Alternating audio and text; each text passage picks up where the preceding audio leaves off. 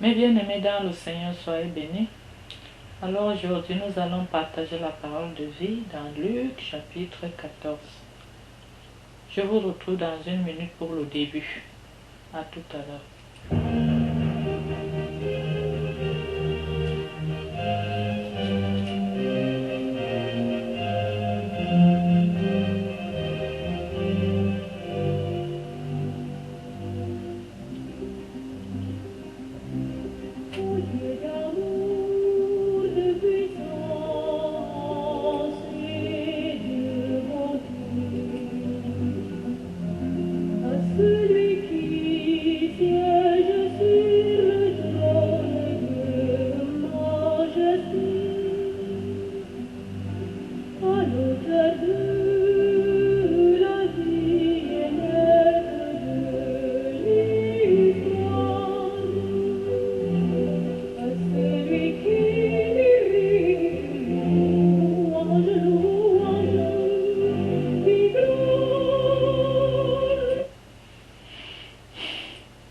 Merci. Luc chapitre 14. Guérison d'un hydropique un jour de sabbat. Et il advint, comme il était venu un sabbat, chez l'un des chefs des pharisiens pour prendre un repas, que, étant à l'observer, et voici qu'un hydropique se trouvait devant lui. Prenant la parole, Jésus dit aux légistes et aux pharisiens, est-il permis le sabbat de guérir ou non? Et eux se tinrent quoi? Prenant alors le malade, il le guérit et le renvoya. Puis il leur dit, lequel d'entre vous, si son fils ou son bœuf vient à tomber dans un puits, ne l'en tirera aussitôt au jour du sabbat? Et il ne put rien répondre à cela. Il disait ensuite une parabole à l'adresse des invités. Remarquant comment ils choisissaient les premiers divans, il leur disait, lorsque quelqu'un t'invite à un repas de noces, ne va pas t'étendre sur le premier divan, de peur qu'on puisse dire que toi n'as été invité par ton hôte, et que celui qui vous a invité, toi et lui, ne vienne te dire, cède-lui la place. Et alors tu devrais, plein de confusion, aller occuper la dernière place. Au contraire, lorsque tu es invité, va te mettre à la dernière place, de façon qu'à son arrivée, celui qui t'a invité te dise, mon ami, monte plus haut. Alors, il y aura pour toi de l'honneur devant tous les autres convives. Car quiconque s'élève sera abaissé, et celui qui s'abaisse sera élevé. Puis il disait à celui qui l'avait invité, lorsque tu donnes un déjeuner ou un dîner, ne convie ni tes amis, ni tes frères, ni tes parents, ni des riches du voisin, de peur qu'eux aussi ne t'invitent à leur tour et qu'on ne te rende la pareille. Mais lorsque tu donnes un festin, invite des pauvres, des estropiés, des boiteux, des aveugles. Heureux seras-tu alors de ceux qui n'ont pas de quoi te le rendre, car cela te sera rendu lors de la résurrection des justes. À ces mots, l'un des convives lui dit, heureux celui qui prendra son repas dans le royaume de Dieu.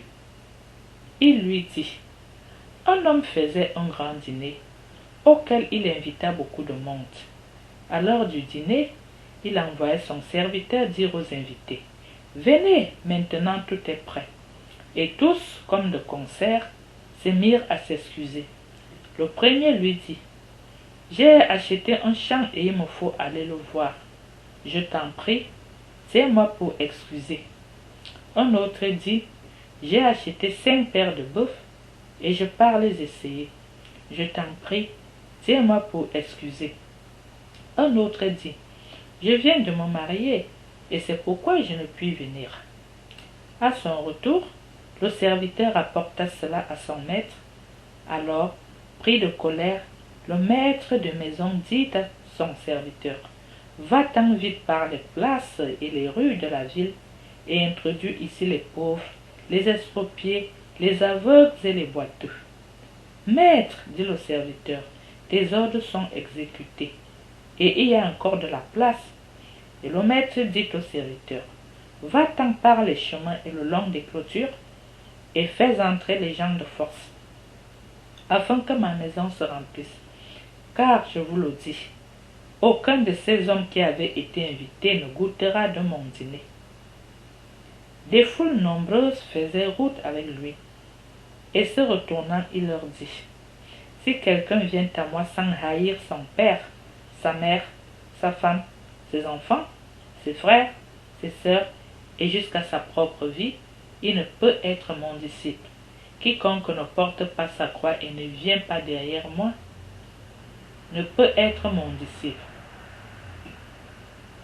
Qui de vous, en effet, s'il veut bâtir une tour, ne commence par s'asseoir pour calculer la dépense et voir s'il a de quoi aller jusqu'au bout, de peur que, s'il pose les fondations et ne peut achever, tous qui le verront ne se mettent à se moquer de lui en disant, « Voilà un homme qui a commencé de bâtir et il n'a pas pu achever. » Ou encore, quel est le roi qui, partant faire la guerre à un autre roi, ne commencera par s'asseoir pour examiner s'il est capable, avec 10 000 hommes, de se porter à la rencontre de celui qui marche contre lui avec 20 000.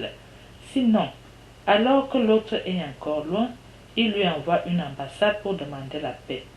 Ainsi donc, quiconque parmi vous ne renonce pas à tous ses biens ne peut être mon disciple. C'est donc une bonne chose que le sel.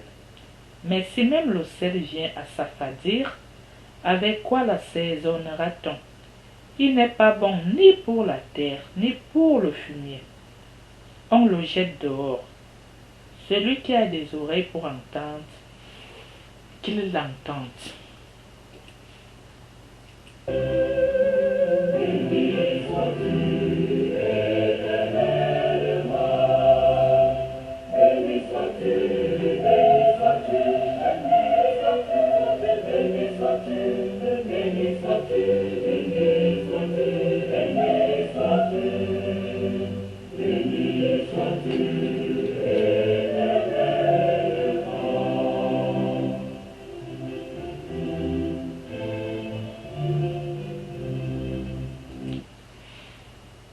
Voilà, mes bien-aimés dans le Seigneur, soyez bénis. Je vous remercie de tout cœur d'accepter, vraiment partager cette parole de vie et d'amour avec nous. Nous nous retrouverons au partage suivant. À tout bientôt.